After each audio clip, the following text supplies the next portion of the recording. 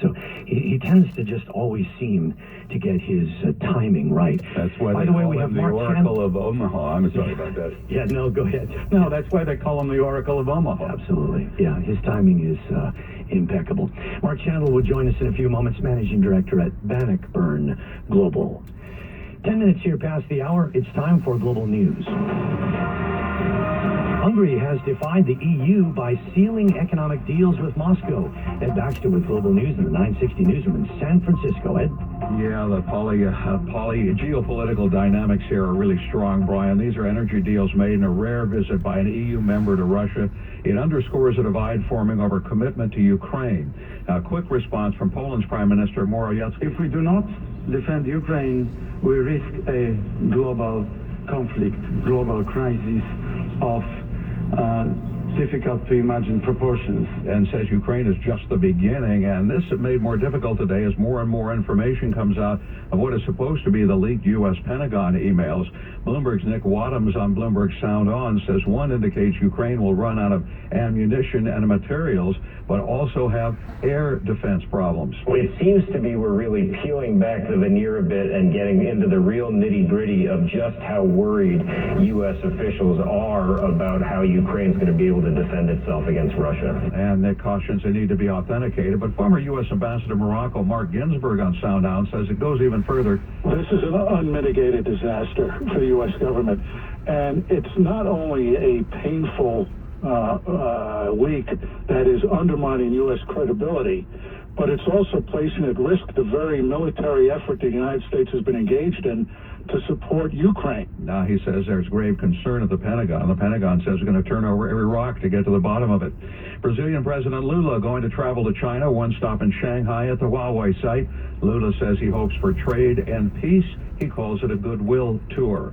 In what are being described as the largest combat exercises in decades across the South China Sea and Taiwan Strait, U.S. and forces from Philippines are carrying on those exercises.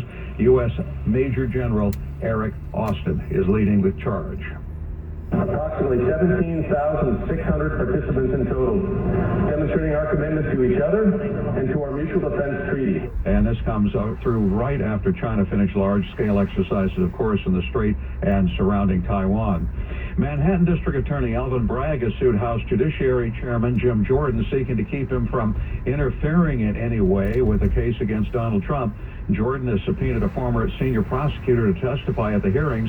Bloomberg's Mario Parker says it is a very risky move. Already where that it was politically motivated, right? But at the same time, Republicans, Jim Jordan, Donald Trump's biggest ally, they're playing tough. So what do you do in New York? You probably have a street fight, right? Bragg is asking for emergency order to stop the subpoena. New York Governor Kathy Hochul says New York will fight back against the forces trying to pry back health care for reproductive rights. Speaking at Planned Parenthood, a Greater New York Digital News Conference today, she pledges support. And last year, the attacks were on abortion procedures. This year, medication abortion. What's next?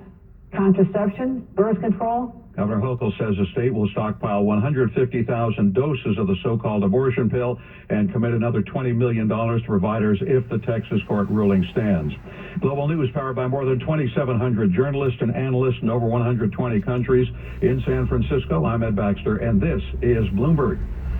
This is Bloomberg Daybreak Asia. I'm Brian Curtis here in Hong Kong. Rashad Salamat is with us in Singapore, and our guest is Mark Chandler, Managing Director at Bannockburn Global. Mark, it doesn't seem like there's a lot of fear in the market at the moment over this CPI print. Everybody's waiting on it. It seems like people are kind of used to it, seeing it between 5 and 6%, and they know the Fed is getting close to the end of its tightening cycle. Does it have the potential, though, to rock markets?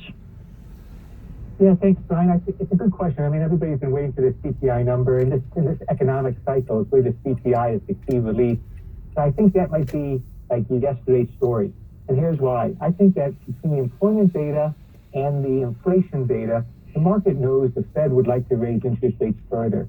You know, before the financial stress hit, Powell was talking about higher for longer, and the market was pricing at 5 3/4 Fed funds rate.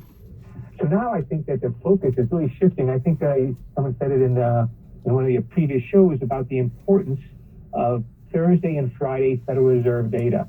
On Thursday, after the markets closed, the Federal Reserve tells us how much the banks are borrowing from it. And what we're focusing on, of course, is emergency borrowing for both the discount window and the new Fed facility.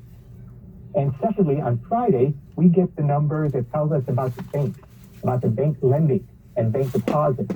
And that's really the concern to me, is that C&I loans. So banks have a lot of different types of loans. They were big sellers of mortgage-backed securities, which in effect reduces their loan book. But the focus for the economy, I think, ought to be on the commercial and industry loans. They have fallen in the last 2 weeks of March by a record amount, and sounds small. It's only 2.5% of overall loans that have been reduced. Typically in a recession, we get to 20 to 25%.